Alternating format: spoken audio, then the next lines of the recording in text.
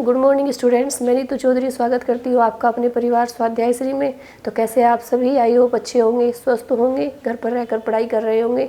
जैसा कि आपको मेरी आवाज़ से लग रहा होगा कि मैं स्वस्थ नहीं हूँ, मेरा गला बिल्कुल ख़राब हो चुका है, बहुत ज़्यादा दर्द है, इन्फेक्शन हो चुका है गले में।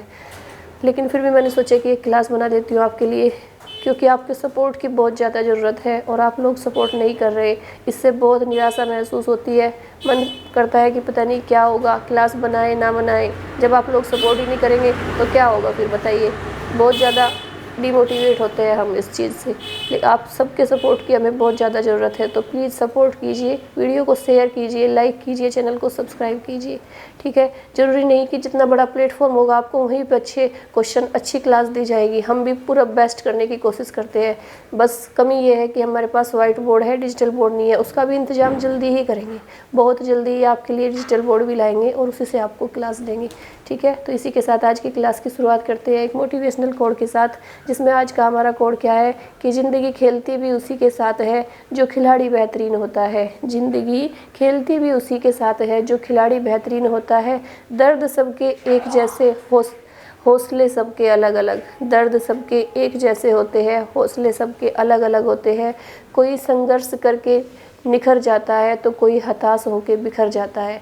बिल्कुल सही बात है, कोई परिस्थितियों से घबराकर बिखर जाता है, हताश हो जाता है, और कोई परिस्थितियों का सामना करके, संघर्ष करके निखर जाता है और अपनी मंजिल पर पहुंच जाता है। उसी को लोग याद रखते हैं। तो कभी भी हताश नहीं होना, कभी भी बिखरना नहीं है, हमेशा संघर्ष करते रहना है। एक ना एक दिन सफलता, एक ना एक दिन कामयाबी जरूर मिलेगी। इसी के साथ आज की क्लास की शुरुआत करते हैं हमारे फर्स्ट क्वेश्चन से। हमारा फर्स्ट क्वेश्चन क्या है कि पीएम मोदी ने मल्टी मॉडल कनेक्टिविटी, आवाज़ थोड़ी कम निकलेगी लेकिन आप फ़ोन की आवाज़ तेज़ करके सुन लेना, ठीक है, क्योंकि गले में मेरे दर्द है इसलिए मैं ज़्यादा तेज़ बोल ही नहीं पा रही हूँ। कोशिश भी करूँ तो आवाज़ ज़ोर से निकल ही नहीं रही है, बस इतनी ही निकलेगी। ठीक है, तो फर्स्ट क्वेश्चन क्या है कि पीएम मोदी ने मल्टी मॉडल कनेक्टिविटी के लिए राष्ट्रीय मास्टर प्लान की शुरुआत की। मास्टर प्लान को क्या नाम दिया गया? क्या नाम दिया गया उस मास्टर प्लान को? पीएम गति शक्ति योजना। क्या नाम दिया गया? पीएम गति शक्ति योजना।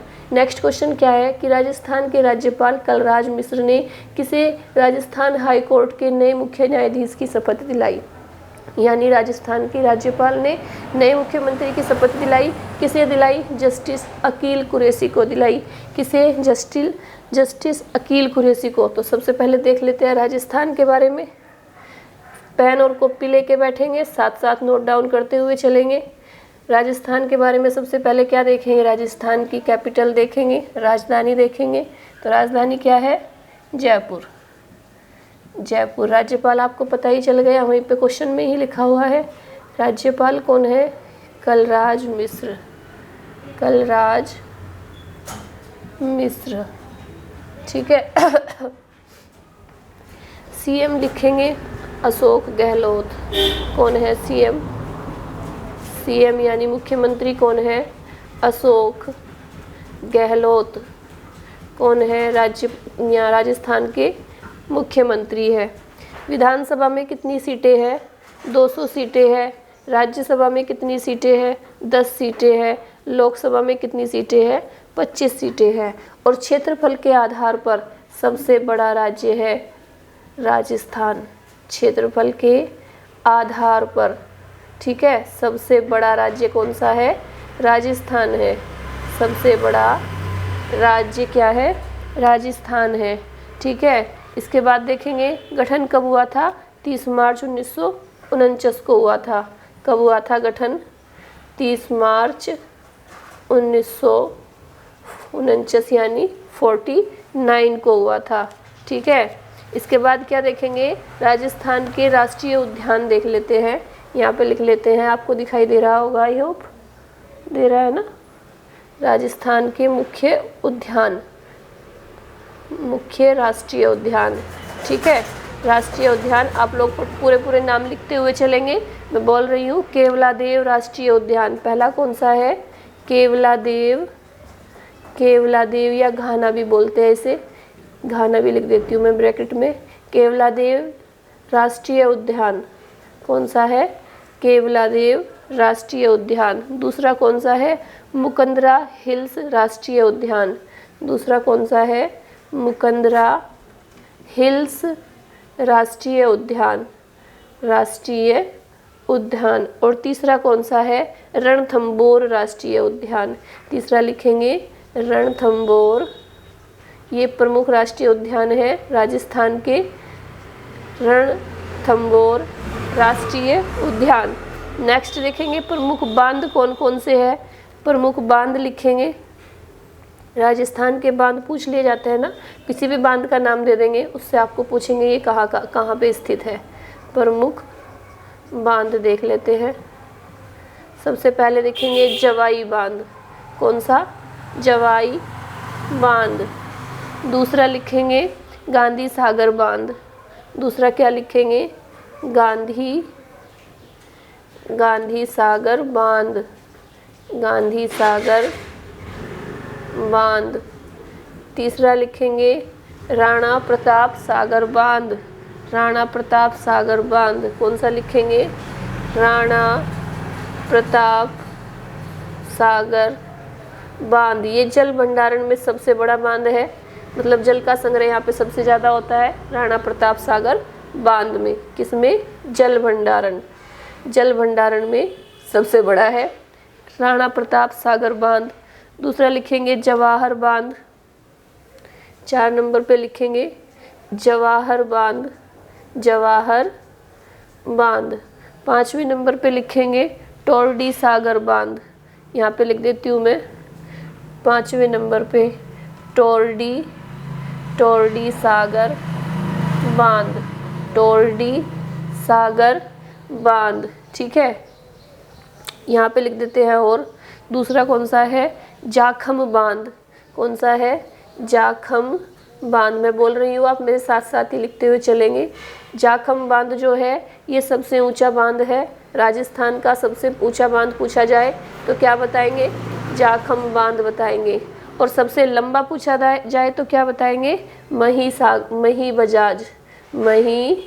बजाज सागर बांध, मही बजाज सागर बांध। ये कौन सा है? ये सबसे लंबा है। अगर सबसे लंबा पूछा जाए तो मही बजाज सागर बांध बताएंगे, और अगर सबसे ऊंचा पूछा जाए तो जाखम बांध बताएंगे। ठीक है, तो एक बार देख लेते हैं फिर से। राजस्थान क्षेत्रफल के आधार पर सबसे बड़ा राज्य है। राजधानी क्या है? जयपुर है। राज्यपाल कलराज मिश्र है। सीएम अशोक गहलोत है। गठन कब हुआ था? गठन हुआ था 30 मार्च 1949 को। प्रमुख बांध कौन कौन से हैं? जवाई बांध है, गांधी सागर बांध है, टोरडी सागर बांध है, राणा प्रताप सागर बांध है, जवाहर बांध है। जो अगर पूछा जाए जल भंडारण में सबसे बड़ा बांध कौन सा है तो राणा सागर बांध बताएंगे, राणा प्रताप सागर। अगर पूछा जाए सबसे ऊंचा बांध कौन सा है राजस्थान का तो जाखम बांध बताएंगे। अगर पूछा जाए कि सबसे लंबा बांध कौन सा है राजस्थान का तो मही बजाज सागर बांध बताएंगे। ठीक है, तो कंफ्यूज नहीं होना है। लंबे में, ऊंचे में, बड़े में, इसमें कंफ्यूज नहीं होंगे। ठीक है, नेक्स्ट क्वेश्चन देखेंगे कि थल सेना प्रमुख जनरल M.A. नरवणे, थल सेना प्रमुख जनरल M.A. नरवणे देश के द्विपक्षीय संबंधों को लेकर किस देश की यात्रा पर गए हैं? तो सबसे पहले किस देश की यात्रा पर गए हैं? वो श्रीलंका की यात्रा पर गए हैं। कौन? थल सेना के अध्यक्ष, थल सेना के प्रमुख, उनका नाम क्या है? M.M. नरवणे। तो सबसे पहले देख लेते हैं थल सेना, थल सेना की स्थापना कब हुई थी? थल सेना के बारे में देख लेते हैं। क्या है थल सेना? थल सेना भारत का, जो थल सेना का जो सेनापति होता है वो कौन होता है? भारत का राष्ट्रपति होता है। सेनापति कौन होता है? सेनापति।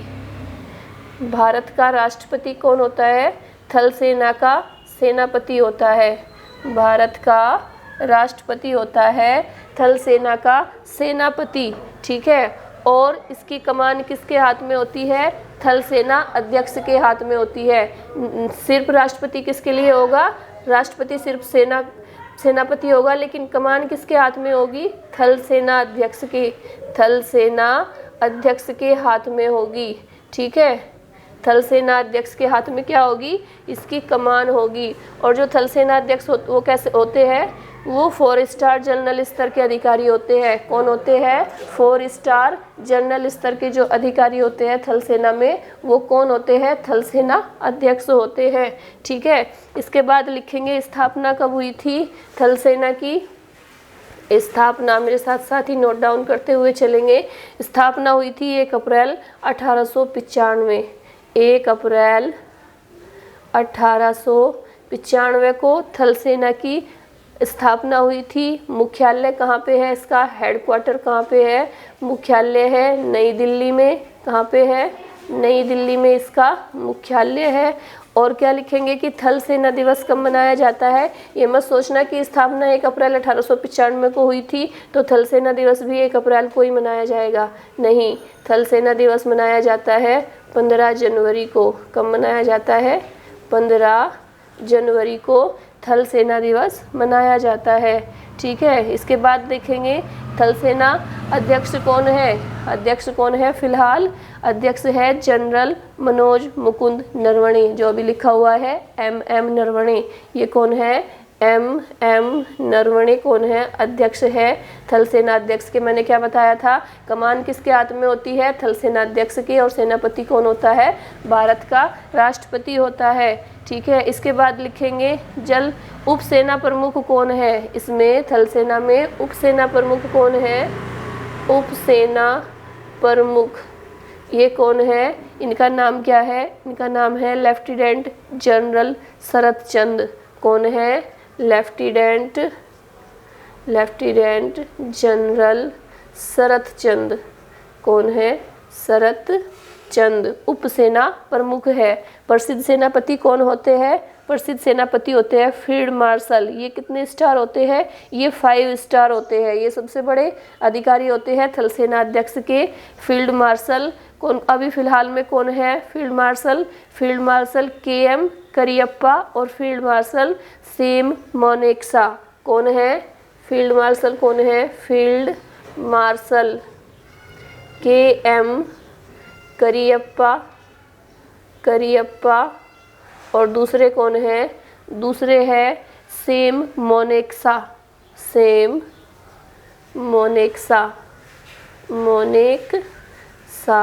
ठीक है, तो थल सेना का जो सेनापति प्रमुख सेनापति होता है वो राष्ट्रपति होता है। कमान थल सेना अध्यक्ष के हाथ में होती है। फिलहाल कौन है थल सेना अध्यक्ष? MM नरवणे है। स्थापना 1 अप्रैल 1895 को हुई थी। थल सेना का मुख्यालय हेडक्वार्टर नई दिल्ली में है। दिवस 15 जनवरी को मनाया जाता है। और उप सेना प्रमुख कौन है? ये लेफ्टिनेंट जनरल शरत चंद्र है। और फिर ये उप सेनापति कौन है? प्रसिद्ध सेनापति कौन है? ये है फील्ड मार्शल KM करियप्पा और फील्ड मार्शल सेम मोनेक्सा।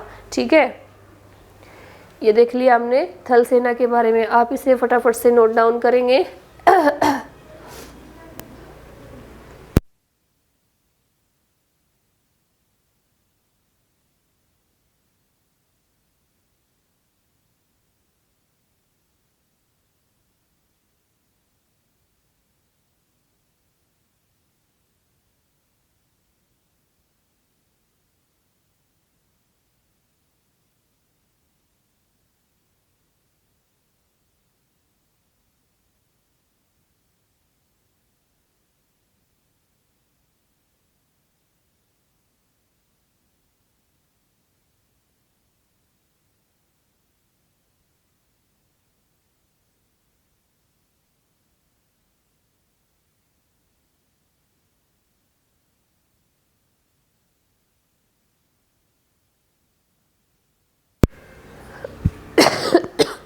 ठीक है, बहुत ज़्यादा खांसी आ रही थी इसलिए मैंने माइक ऑफ कर दिया था।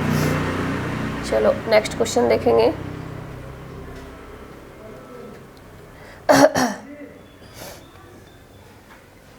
इसमें फिर से देखते हैं इसे एक बार कि जो थल सेना है उसके प्रमुख जनरल MM नरवणे किस देश के साथ द्विपक्षीय संबंधों को लेकर किस देश की यात्रा कर रहे हैं? श्रीलंका की। तो श्रीलंका के बारे में भी देख लेते हैं थोड़ा सा।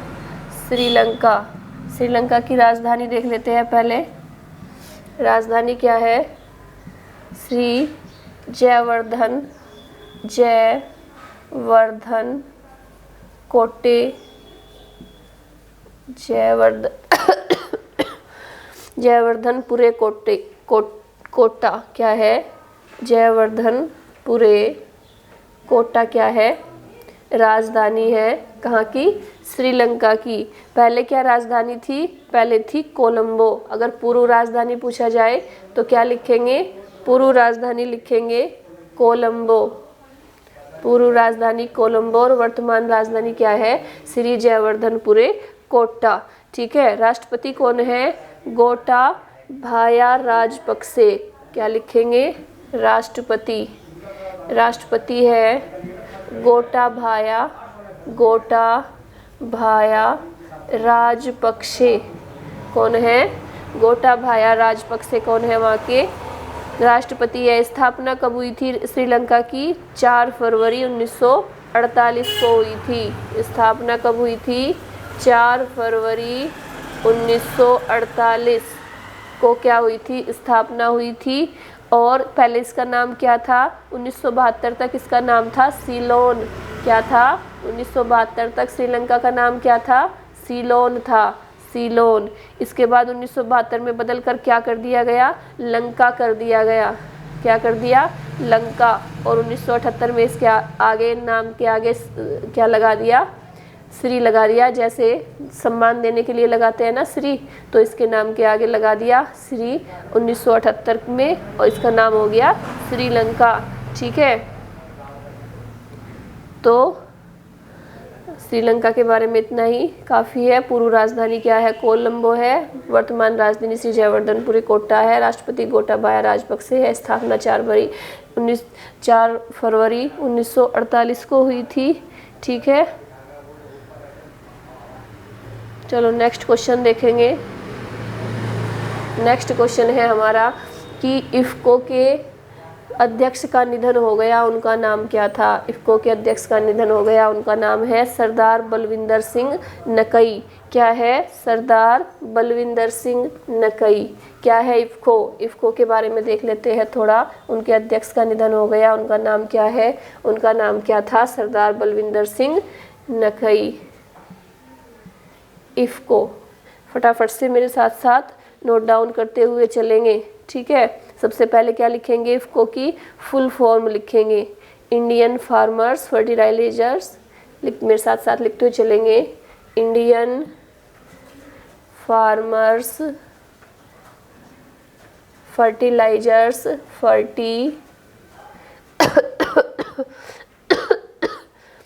फर्टिलाइजर्स।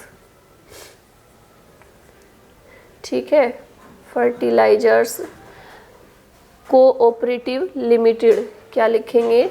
Cooperative limited. ये अगर फुल फॉर्म पूछी जाए इफ़को की तो क्या लिखेंगे? Indian farmers fertilisers cooperative limited.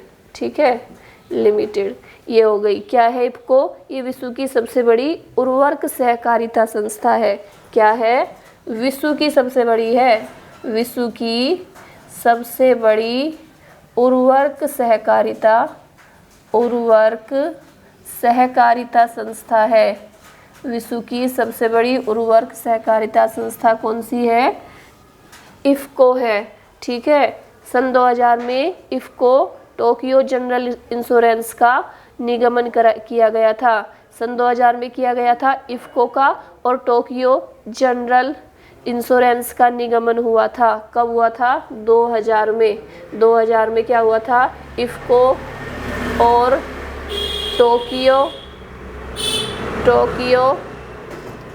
Marine group या टोक्यो जनरल इंश्योरेंस भी कह सकते हैं। जनरल इंश्योरेंस का क्या हुआ था? निगमन हुआ था। तो इसमें कंपनी में 51% जो भागीदारी है वो किसकी है? इफ़को की है। और टोक्यो जनरल की कितनी है? 49% भागीदारी टोक्यो मैरीन ग्रुप की है। ठीक है। नेक्स्ट क्वेश्चन देखेंगे कि पीएम मोदी के सलाहकार किसे नियुक्त किया गया? तो भारतीय प्रशासनिक सेवा अमित के पूर्व अधिकारी अमित खरे को क्या किया गया? नरेंद्र मोदी जी का सलाहकार नियुक्त किया गया। जो भारतीय प्रशासनिक सेवा के पूर्व अधिकारी है उन्हें उनका नाम क्या है? अमित खरे। अमित खरे को क्या किया गया? सलाहकार नियुक्त किया गया प्रधानमंत्री मोदी जी का। नेक्स्ट क्वेश्चन क्या है कि प्रधानमंत्री कार्यालय में किसे नया सचिव नियुक्त किया गया? तो मीरा मोहंती को नया सचिव नियुक्त किया गया। ये करंट के क्वेश्चन है, बिल्कुल चेंज होते रहते हैं, ये आपको ये याद रखने हैं। कभी क्वेश्चन में आप पुराने वाला ही टिक करके आ जाओ तो ये आपके लिए पढ़ने बहुत ज़्यादा जरूरी है, ठीक है। नेक्स्ट क्वेश्चन लिखेंगे, आरबीआई ने किस कंपनी पर 2 वर्ष के लिए किसी भी प्रकार के ऑडिट से जुड़े काम पर प्रतिबंध लगा दिया है? तो किसने लगा दिया है? श्रेय इंफ्रा के auditor Haribhakti and company LLP। किसने? श्रेय इंफ्रा के auditor Haribhakti and company LLP पर प्रतिबंध लगा दिया है आरबीआई ने, ठीक है। आरबीआई के बारे में देख लेते हैं। आरबीआई स्थापना 1 अप्रैल 1935 को हुई थी। किसकी सिफारिश पर हुई थी? यंग हिल्टन आयोग की सिफारिश पर क्या हुई थी? CEO कौन है इसके वर्तमान में? CEO है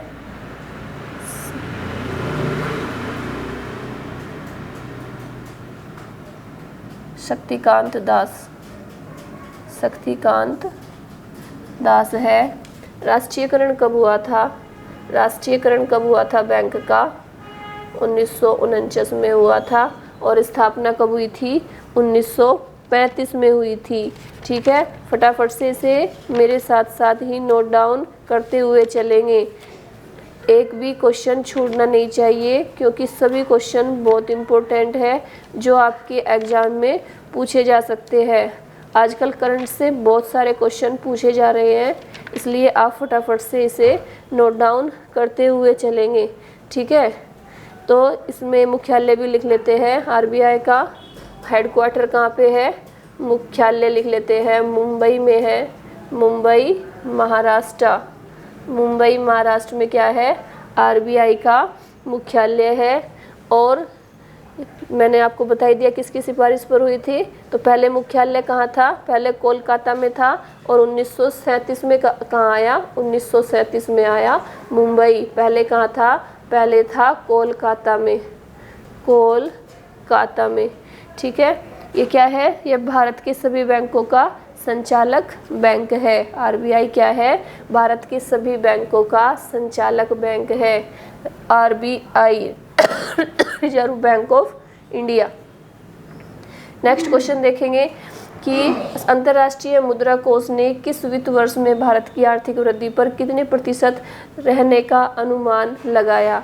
तो भारत की जो वित्त वर्ष में भारत की आर्थिक वृद्धि दर होगी वो कितनी होगी? 9.5%। एक बार फिर से देख लेते हैं कि अंतर्राष्ट्रीय मुद्रा कोष ने किस वित्त वर्ष में भारत की आर्थिक वृद्धि दर कितने प्रतिशत रहने का अनुमान लगाया? 9.5%, 9.5% रहने का अनुमान लगाया। नेक्स्ट क्वेश्चन है, दिल्ली सरकार ने प्रदूषण के खिलाफ लड़ने के लिए किस अभियान को 18 अक्टूबर से फिर से शुरू करने की घोषणा की?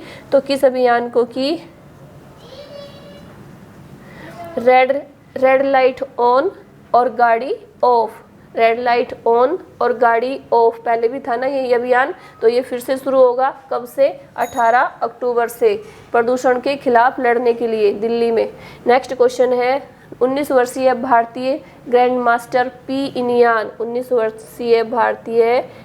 मास्टर पी इनियान ने अजेय रहते हुए किस शतरंज टूर्नामेंट को जीत लिया? तो उस टूर्नामेंट का नाम है ला नुसिया ओपन शतरंज टूर्नामेंट। क्या है टूर्नामेंट का नाम? ला नुसिया ओपन शतरंज टूर्नामेंट। नेक्स्ट क्वेश्चन देखेंगे, 13 अक्टूबर को किस दिवस के रूप में मनाया गया? तो 13 अक्टूबर को मनाया गया अंतर्राष्ट्रीय प्राकृतिक न्यूनीकरण दिवस के रूप में। अंतर्राष्ट्रीय प्राकृतिक आपदा न्यूनीकरण दिवस के रूप में मनाया गया 13 अक्टूबर को। नेक्स्ट क्वेश्चन क्या है कि इलाहाबाद हाई कोर्ट के मुख्य न्यायाधीश कौन बन गए? तो जस्टिस राजेश बिंदल बन गए इलाहाबाद हाई कोर्ट के मुख्य न्यायाधीश, जस्टिस बिंदल। नेक्स्ट क्वेश्चन है सरकार ने राकेश झुनझुनवाला की किस एयरलाइन को मंजूरी प्रदान कर दी? तो सरकार ने राकेश झुनझुनवाला की आकाशा एयरलाइन को मंजूरी प्रदान कर दी। नेक्स्ट क्वेश्चन देखेंगे, अभिनेता रणवीर सिंह को किस क्रिप्टो करेंसी मंच ने अपना ब्रांड एम्बेसडर नियुक्त किया?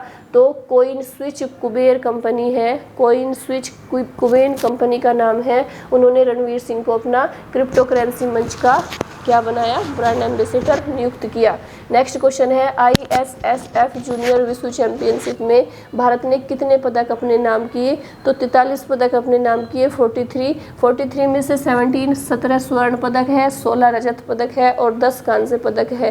कितने टोटल है? 43 है। 43 में से 17 स्वर्ण पदक है, 16 रजत पदक है और 10 कांस्य पदक है जो जूनियर विश्व चैंपियनशिप ने अपने नाम किए। ठीक है, एक बार मैं फिर से सारे क्वेश्चन रिपीट करा देती हूँ, आप लोग नोट डाउन कीजिए फटाफट से। तो फर्स्ट क्वेश्चन क्या है कि पीएम मोदी ने मल्टी मॉडल कनेक्टिविटी के लिए राष्ट्रीय मास्टर प्लान की शुरुआत की। मास्टर प्लान को क्या नाम दिया गया? पीएम गति शक्ति योजना, उन्हें उस मास्टर प्लान को नाम दिया गया। नेक्स्ट है, राजस्थान के राज्यपाल कलराज मिश्र ने किसे राजस्थान हाई कोर्ट के नए मुख्य न्यायाधीश की शपथ दिलाई? तो जस्टिस अकील कुरैशी को शपथ दिलाई। नेक्स्ट है, थल सेना प्रमुख जनरल MN नरवणे किस देश के साथ द्विपक्षीय संबंधों को लेकर किस देश की यात्रा पर गए हैं? तो श्रीलंका की यात्रा पर गए हैं। नेक्स्ट क्वेश्चन है, इफ्को के अध्यक्ष का निधन हो गया, उनका नाम क्या था? उनका नाम था सरदार बलविंदर सिंह नकई। नेक्स्ट क्वेश्चन है, पीएम मोदी का सलाहकार किसे नियुक्त किया गया? तो भारतीय प्रशासनिक सेवा के पूर्व अधिकारी अमित खरे को पीएम मोदी का सलाहकार नियुक्त किया गया। नेक्स्ट क्वेश्चन है, प्रधानमंत्री कार्यालय में किसे नया सचिव नियुक्त किया गया? तो मीरा मोहंती को नया सचिव नियुक्त किया गया। नेक्स्ट क्वेश्चन है, आरबीआई ने किस कंपनी पर 2 वर्ष के लिए किसी भी प्रकार के ऑडिट से जुड़े काम पर प्रतिबंध लगा दिया? तो श्रेय इंफ्रा के auditor Haribhakti and company LLP पर प्रतिबंध लगा दिया। नेक्स्ट क्वेश्चन है, अंतर्राष्ट्रीय मुद्रा कोष ने किस वित्त वर्ष में भारत की आर्थिक वृद्धि दर इस वित्त वर्ष में भारत की आर्थिक वृद्धि दर कितने प्रतिशत रहने का अनुमान लगाया? तो 9.5% रहने का अनुमान लगाया। नेक्स्ट क्वेश्चन है, दिल्ली सरकार ने प्रदूषण के खिलाफ लड़ने के लिए किस अभियान को 18 अक्टूबर से फिर से शुरू करने की घोषणा की? तो रेड लाइट ऑन और गाड़ी ऑफ, इस अभियान को फिर से शुरू करने की घोषणा की दिल्ली सरकार ने।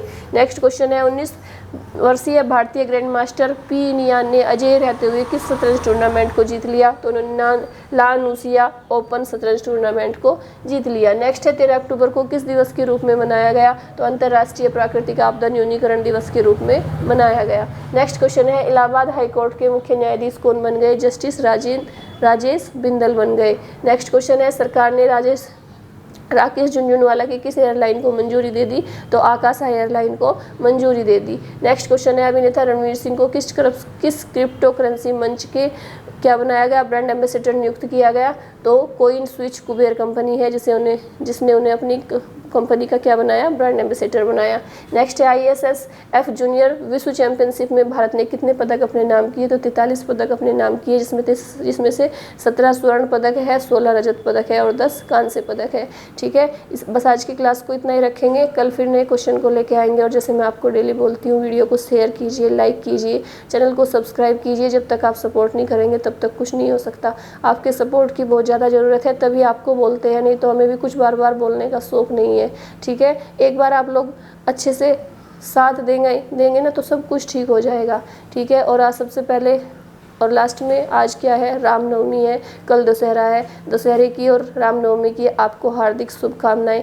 आपके सभी त्यौहार बहुत अच्छे से जाए। वो कहते हैं ना कि त्यौहार तो तब है जब आप अपने लक्ष्य को हासिल कर ले, आपको सफलता मिल जाए, तब आपके त्यौहार अच्छे होते हैं। नहीं, हम ऐसे त्यौहार मनाने से क्या फ़ायदा कि जब मन में तो संघर्ष चल रहा है कि कुछ कामयाबी नहीं मिली, कुछ सफलता नहीं मिली, अपने लक्ष्य को हम प्राप्त नहीं कर पाए, फिर ऐसे झूठे मूठे त्यौहार मनाने से कुछ नहीं। त्यौहार तो तब आते हैं जब दिवाली तो तब आती है जिस दिन हमारा सिलेक्शन होता है, तब दशहरा रामनवमी आती है जिस दिन हमारा सिलेक्शन होता है। तो अब की बार आपका सिलेक्शन जरूर होगा। माता रानी से यही प्रार्थना है, यही कामना है कि आप जिस भी एग्ज़ाम में बैठे, जिस भी पेपर की आप तैयारी कर रहे हैं, जिस भी पेपर को, जिस भी एग्ज़ाम को आप क्वालिफाई करना चाहते हैं, आप क्वालिफाई हो जाए, आपका सिलेक्शन हो जाए और अगले जो नवरात्रे हो, अगले जो दशहरा हो, रामनवमी हो, वो आपका भी स्पेशल बने। ठीक है, तो इसी के साथ आज की क्लास यहीं पे एंड करते हैं।